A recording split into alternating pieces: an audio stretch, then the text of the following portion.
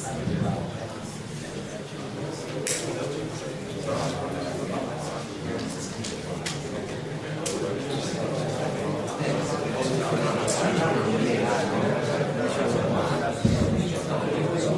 everyone and welcome. So just before I start, I want to mention one little thing about the slides. All the slides for all presentations will be available online. So don't ask the organizers because they're sick of that. Okay? So yeah, another thing which I just forgot. Okay, anyway, so when I told my friends that I'm going to Italy, coming from Lebanon all over that to Italy, they were just so excited and they just got mad about it. And Italy has a lot of different and amazing things like the Italian food. So they were just like, oh my god, pizza, pasta, what's that? Lasagna. Women, hot women, more hot women, and men. Football, and the UV. Do you go to UV? Yeah, okay. I'm not a football fan, but everyone is. So, anyway, they were all crazy about it, but on the other hand, I was just worried, because I'm going to a country that, and I know nothing about Italiano. So, there was a little problem, so I decided to solve it using a little thing that we use in movies, which are subtitles. So, test. See, it's working. So if you need any assistance, you can read the below subtitles. Oh, I actually have the remote. So this is the iOS 7 Human Interface Guidelines, and I'm Daniel Abahud, a system engineer at Lextech Global Services, and a writer, tutorial writer at raywonderland.com. I'm sure that you all know this website, and you've used it for your learnings. So, and here's my latest tutorial. You can check it out. It's about introduction to the Test Flight SDK. So anyway, this awesome website has some surprise for you, but I will just leave it to the end. Okay, let's start. So you know, designers and developers are fighting all the time, and you all know that. So, to resolve this issue, Apple came up with this tiny book consisting of 12 pages. But don't worry, I read it for you, and in the next 30 minutes I will be covering everything. So, oh, and by the way, talking about or speaking about designers and developers, you can definitely know or easily know or spot the difference. So you see, designers have cool hair style, a trimmed beard, just a stylish one. They look good. Okay. On the other hand, we developers, just like me, the messy hair, the caveman beard, and some old-fashioned jeans. So that's how we spot the difference. Now, back to our session. We will be covering 3 points, and actually this book only covers, or what this book does is actually covering these 3 points, which are the UI, UX, SDK. Now, how many designers do we have here? Only 1? 2? Oh, that's great. So we can talk them all the time. Okay, so I'm not speaking to designers right now, to developers. Don't stay there. Okay, so the user interface UI, from now on we're going to say UI, and the same for the UX. So user interface is about the design itself, how the app looks, and of course the user experience is about the experience itself, or how does it feel. So usually or logically, an ugly UI will lead to a bad UX. So I prepared a list of the ugliest apps ever. Actually, I wanted to call it top 5 worst apps, but they were just random apps, and with all due respect to developers and designers who put in some effort designing something like this. So, this is cute. You see, there's some problems. Colore, you say? Colore? Okay, colore. So you have this ugly blue color, and also the buttons are of blue color. That's all messed up. And even the font is small. It cannot be readable in a good way. And also you see this play button. Talking now about the user experience, users will expect that to be a music player. Like, we will press play and it will play. But actually this is some app about beauty and the body. So, anyway. This is another example, and it has the same issue, like choosing a background with a pattern, and then the cells themselves has a gradient, similar color, so it's a bit not good for the eyes. But the interesting one is this: a lot of colors, just using all the rainbow's colors for no reason at all. So usually Apple recommends using only one color or the theme itself, having a theme for your app. So this app in specific violates a lot of the guidelines. Like, you see this, what is it called, the badge. So they are just using the badge to display some number, 31.25 euros. And that's really bad, and it also covered this order button. So another thing is this tiny X next to the picture. You would think that, oh, if I press this one, I will delete the picture itself. So yeah, a lot of violations. I'm not going to go into details. This is also a colorful one.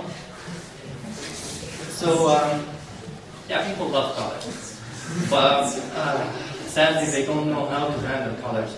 So you see, I'm not sure why, but the developer used an image for the tab bar, and another one, or maybe, yeah, another one for the navigation bar, which makes it very complicated to understand what's really going on. So anyway, let's go to my favorite one, this one. Although it, I'm not sure what to say. Let's just skip.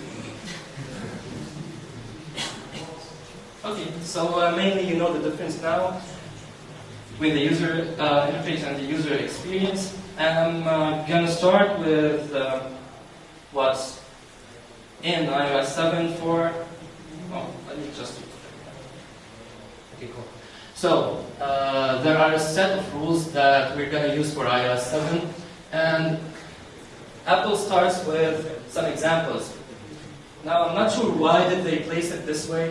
It should be iOS 6 from this part and iOS 7 from this part, just because when you start comparing something, you should start comparing the oldest to the newest, so I'm not sure why. Anyway,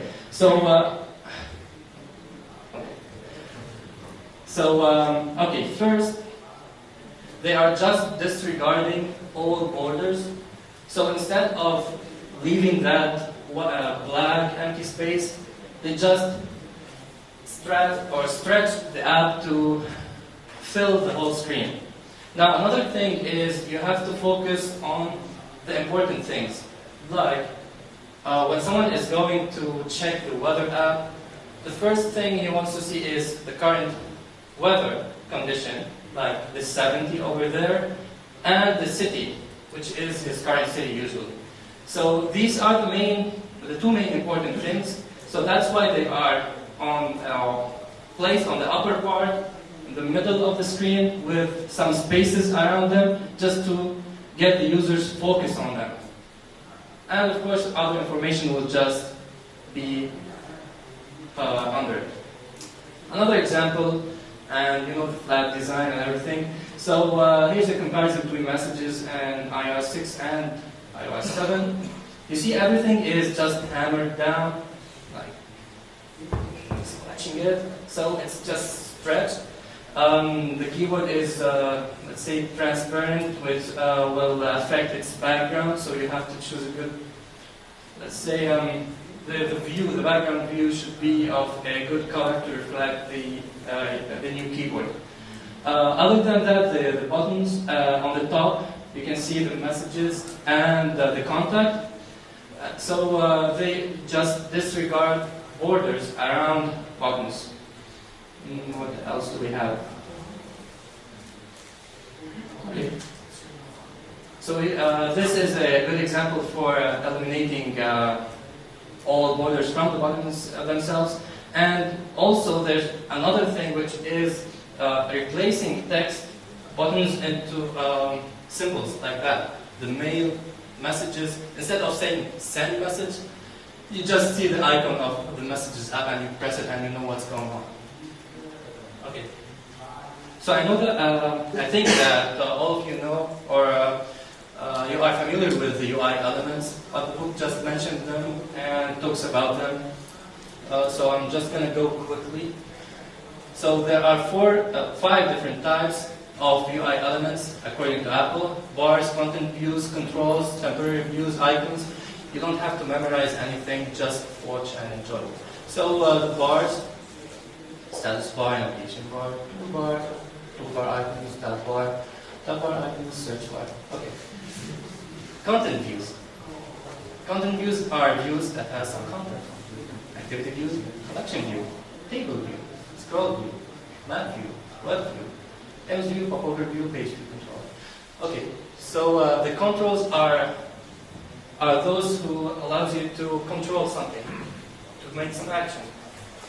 Just like the activity indicator, date picker view, page control, progress bar, automatic control, slider, stepper, switch. Oh, that should be button. And buttons. The temporary views are the views that are there just for a certain purpose, and they will be hidden later on, just like the alert view, action bar, and the modal view. Now we have the final point, which is the icons and splash screens. So you should save this one and use it wisely. There have been some changes in the dimensions of the icons with iOS 7 because the corners of the icons, the corner radius has changed. So they just changed some of these dimensions. So just take care of it. Okay. Now here's a little trick. So usually you want to show the users that your app is fast. So there's a little trick that is used by Apple, which is use such a splash screen for the weather app. You know, or you notice that the weather app is just like this, but with some information, some labels and stuff. So just use this as a splash screen, and it will give the user the impression that your app is loading fast. So that's a cool trick to do, even the settings launch image. And there are, this is a set of new icons that all people are expected to know, so you can use them in your app instead of creating custom controls. That would be easier for you. Just use them. Okay, so that's for the UI part of the Apple iOS Human Interface Guidance. Do you need a break?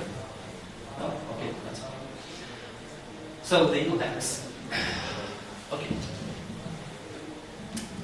Now the UX is the user experience. So let's see. I'm going to tell you a little story because we don't have a lot of designers, so nobody knows this, maybe.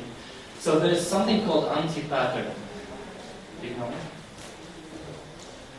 Okay, anti-pattern is something nice. So let's have this example. Now, if I want to ask you, if I just want to ask who doesn't understand English at all, I will get 0%, because nobody is going to raise their hands, because they didn't understand the language. Simple. So, we can use this strategy for our benefit in our applications. How do we do that? Okay. So here's an example from your settings.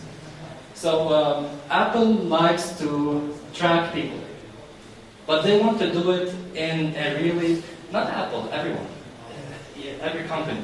So they want to do it in a legal way. Let's say they want you to tell them to track your information without you knowing that. So it's really funny. Let's just see. So if you go to your privacy settings, you will see at the bottom there is advertising section.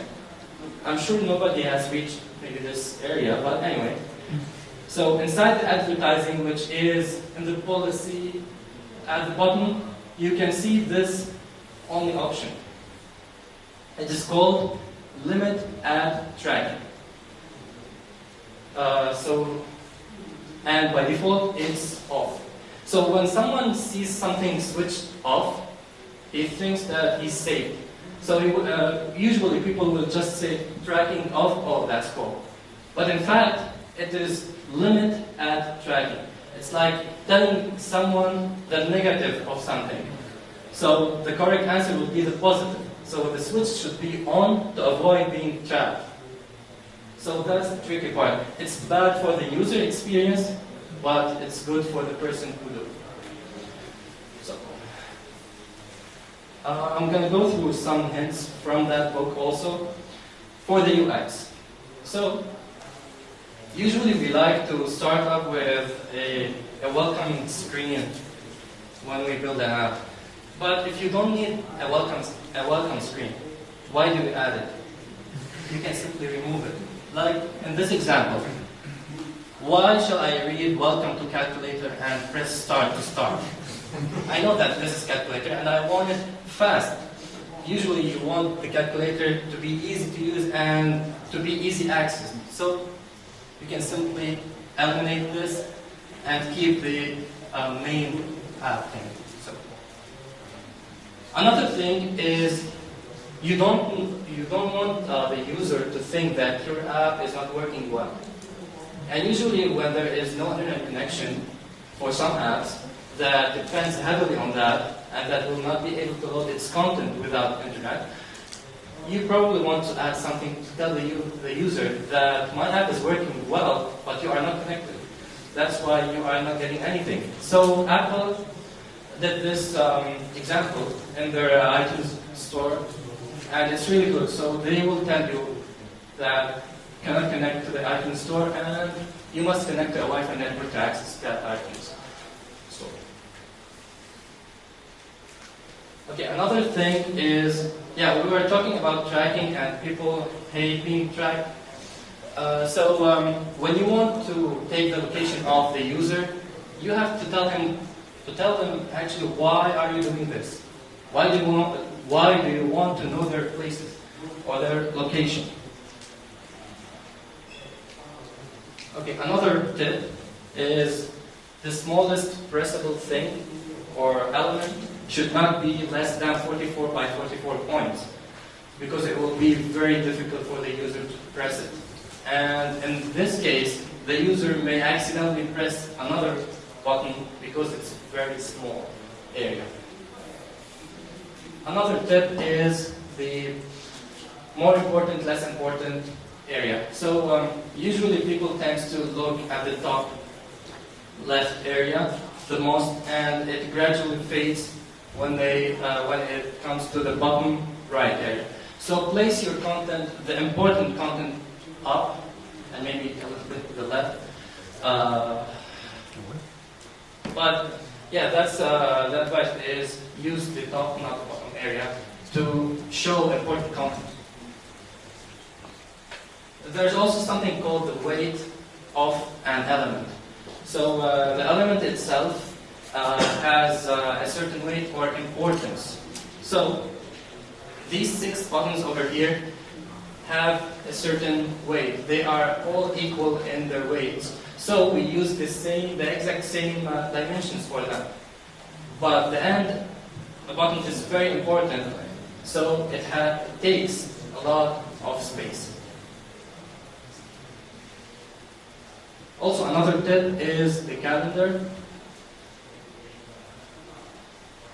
Okay, so using the navigation bar, the back button, and the calendar, if you are in this day view, you know that when you press the back button, you will be zoomed out to September or the month view. And even after that, if you press it another time, you will be zoomed out to the year view. So this way, you have to keep the users in a full understanding and knowledge where they are exactly in this app and where are they heading, or if they are going back, where they will be going to. Now, this is a serious issue because we are just getting rid of all the borders for the buttons, so of course the users will have a lot of problems in identifying buttons from labels, and that's just logic. So in some cases, you are allowed, or you can use borders to differentiate between borders and labels, just like this case. Because in this case, it's really difficult to know that the store, if you just imagine with a black background, it will be difficult to understand that this is the button that will take you to the store. So you can use borders in some cases. Now in this app, as I have mentioned before, when you have something important, you just keep blank space around it and make it a little bigger. In this case, start and pause buttons are the principal ones. Now this is about branding. So usually people like to just put their logos everywhere and tell you that this is our app, we developed it, we are a huge company and we are proud of what we've done. So this is a bad example. You actually don't need to advertise for yourself this way. There are a lot of different better ways. It doesn't have to be the app itself, it can be the app store, some online blogs and stuff like that. So try to minimize the usage of such bad stuff. And also, of course, use the iOS 7 colors. Another tip for the user experience would be use this dynamic tile, which is new to iOS 7. So this is about changing the font of your app. So the user, an average iPhone user, can just now go to the settings and turn on this feature. Let's say they are 60 years old and they want the apps to be of a larger font.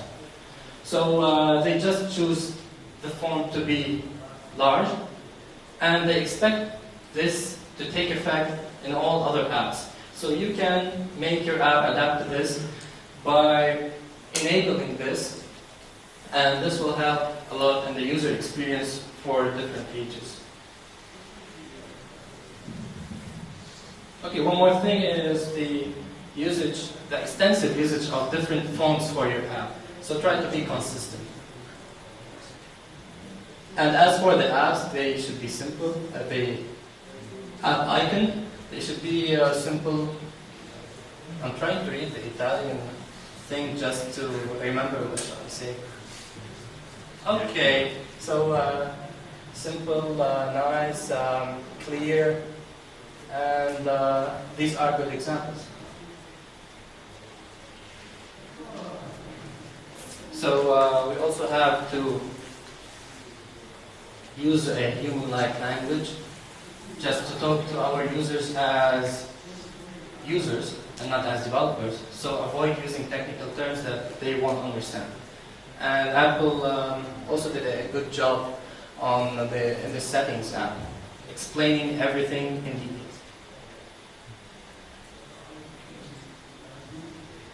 So these are the two last or final tips for the UX. Usually, when you look at this app, you will fall in love with it directly because it triggers some old feelings and emotions. So you will just love it, and you will say that you're going to use it a lot, but in fact you will only use it once, and then you will realize that it is funny, it is good, but it takes a lot of time to dial the number. So let's just delete it. So although it has a good UI, but that doesn't mean that it should have a good UX as well. So the final good example here is using this approach, which was used before iOS 7.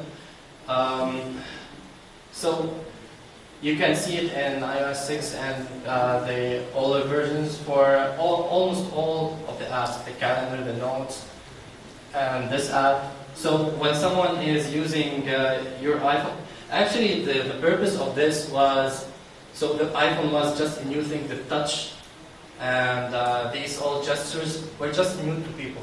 So to make the largest amount of people adapt easily to the iPhone, they just tried to do our daily life stuff, just convert them into apps, so we find it very easy to use the apps. And it worked. And now with iOS 7 they are just not using this anymore.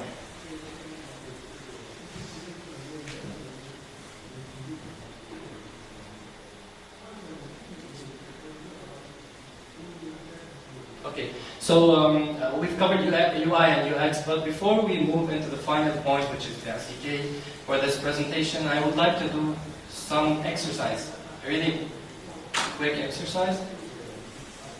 So, do you know Viber? No? Raise your hand. So, okay, that's good. So, Viber, till now, it looks like this. They are very late in updating it, and it still looks like the older, the prior to iOS 7 looks. So let's say that we want to convert it into iOS 7 looking app. That would be easy. So let's see. Since the iOS 7 uses flat designs and stuff like that, so I guess I'll be able to design it using Keynote. Okay. So let's just take. I'm working on it. So I was just trying to. Oh, so you didn't see it? No. Okay. It's just repeated it. It's gonna be difficult for me to do it. So shapes. I'm just trying to copy the size of this shape. That's it. So we have it over here. Let's just. Okay, I'm gonna show these tools. So I can just go ahead and fill it with color. Let's see. Oops.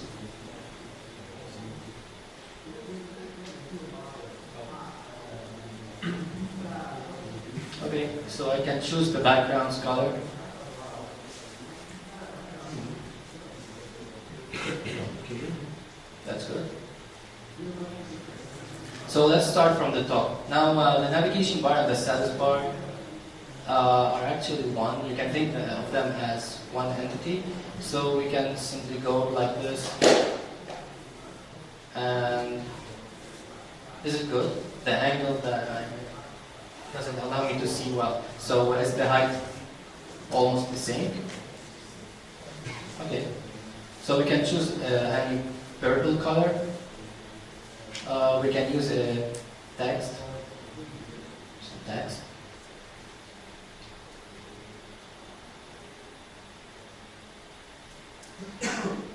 Okay, this should be the status bar.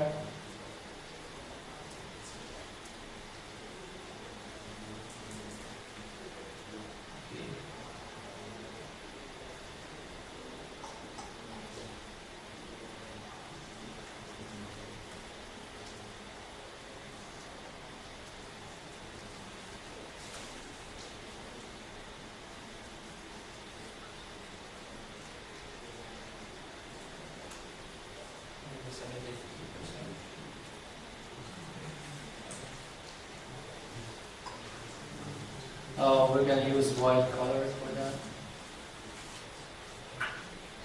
So over here it is a segmented control.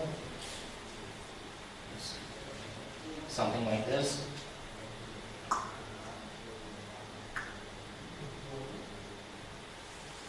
Okay. We can add some text.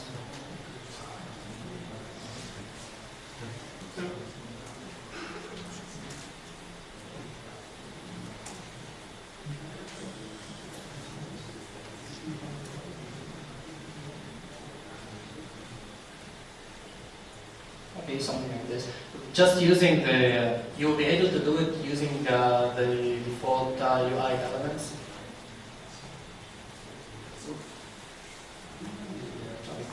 So that's it for the navigation bar. As for this part, you can just copy it just like.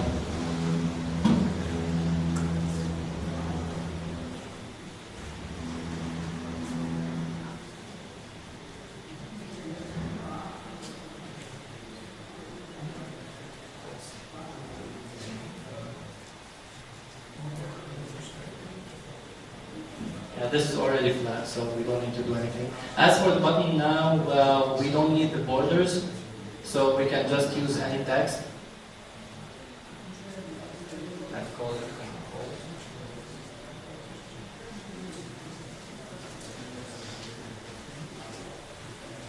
And we should place it somewhere here, but since it's a button and we're using a theme that consists of the purple color, so I can use the purple color to indicate that this is a button. And of course we can use a larger font. So you see, that's the main idea or the concept. It's really simple. I'm not sure why haven't they updated their app yet. So let's just move the presentation back. Okay, cool. So there are a lot of different screens. Oh, I already prepared that. So anyway, just wasted some time. I realized that I have a lot of time, so I wanted to have some fun. Anyway, so we have a lot of different screens that can be done the same way. Okay, let's jump into this new or final topic, which is the SDK itself. So in this book, Apple mentions a lot of stuff, or some stuff about the SDK and their own APIs for special things like the passbook. So they just recommend that you use the default way of passbook. I know nobody uses that, so I'm just going to skip it. So the multitasking, your app should adapt to the multitasking and the different conditions, like when the app is suddenly will become active, dead resign and stuff like that. So make sure you handle stuff like saving important information before leaving into a different state of the multitasking. As for the social media, so when people usually want to share something from your app, they expect to see different varieties, so try to implement as much as you can. And of course iCloud, just to be able to sync everything online for different apps, for the app on different devices, iPhone, iPad, and even if it is a Mac app. So they just want you to save the data for your app using iCloud to maintain that the user can pick up any other device and continue where he left. So that's for iCloud. As for in-app purchases, I don't know what they want you to do. So anyway, Game Center. So for Game Center also, when you create a game or when you do something with scores, always use this Game Center to maintain the leaderboard and other cool stuff for the games. And maybe you will be able to send invitations to your friends, play this game. That will also help your app to be known to the public more and more. Also, you have to use, or since we have a notification center, so you can just send notifications. You can get the most out of it. You can remind people that your app is on their phone using push notifications, but use it wisely, of course. Because if you send like one push notification a day, on the third day your app will get deleted from all the users, your users. Okay, of course, the iAd. When you want to include ads in your application, make sure to reserve some space for them. So, and there are different types of ads. There are full screen ads, and there are the bars, the ad banner ads. So just make sure that you handle it well in different cases to provide your users with the best experience available. Okay. So the same goes for AirPrint. Just make sure that you are giving your user the things that will help him to print wirelessly, to handle the settings wisely also. And we've mentioned something about the local notifications, the local services, like tell your users that you are going to use their or track their location for a reason. Same goes to sounds, to the voiceover. So of course, for the voiceover, make sure you can actually use voiceover for your apps without changing the design of the app or anything. So it's just a couple of things that you can add that will allow your users to track, to be able to listen to your app and to use this full feature. Okay, so I think that that's all for the iOS Human Interface Guidelines, the UI UX SDK. Of course, it was just a quick session. I just highlighted some of the important points, but it is 212 pages, so it is really big, and there are a lot of good details inside it. I recommend reading it, maybe just scanning through it, and if you see some interesting titles, you can just go ahead and check out more details about them. So, oh, of course, we have the one more thing. So, as for the one more thing, I'm just going to highlight 5 helpful tools. They didn't pay me anything. I just used these tools and I enjoyed using them. So I just figure out why not tell everyone about them. Okay, so starting from prototyping your app, I usually use Balsamiq, which is a sponsor, right? Okay, we're gonna skip that, but it's a really good tool. Spectrum is one of the apps that will help you get some schemes for your application to be consistent and to view a lot of different colors, but in a consistent and lovely way. There's also Reflector that will help you reflect your iPhone or iPad on your Mac screen. There's also Paint Code, which is an interesting one. So instead of using images and getting these images to take a lot of size in your application, in fact, you can simply, not you, the designer can simply design the UI elements, and you will grab the code and put it inside your app instead. This will make your app huge in terms of code, because it takes a lot of code to just generate this button. But on the bright side, it will minimize the size of the app, and also it uses vectors, so you don't have to worry about different scales of this certain image. So just using one code, you will be able to generate this image with different sizes and with even very large sizes. You don't care, it's just vectors. Now the last one is Ship It, and it's a really cool one. So you usually, or as you have noticed before, you usually have to provide like 7, 8 app icons with different sizes. One for iTunes artwork times 2 at 2x. The icon at 2x.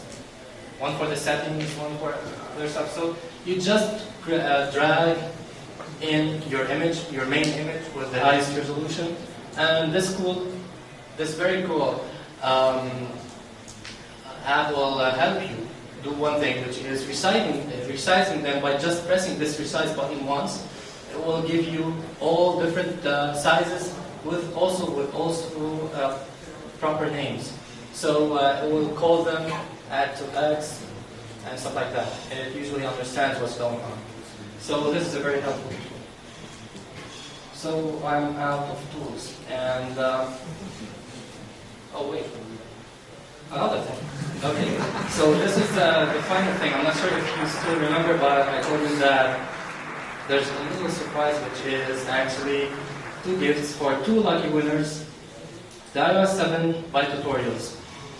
So this is the latest release of educational iOS development-related books by the Ready Wonderlic team, and it's awesome. So 2 lucky winners will get free copies of these books that consists of more than 1,500 pages and more than 15 what's that?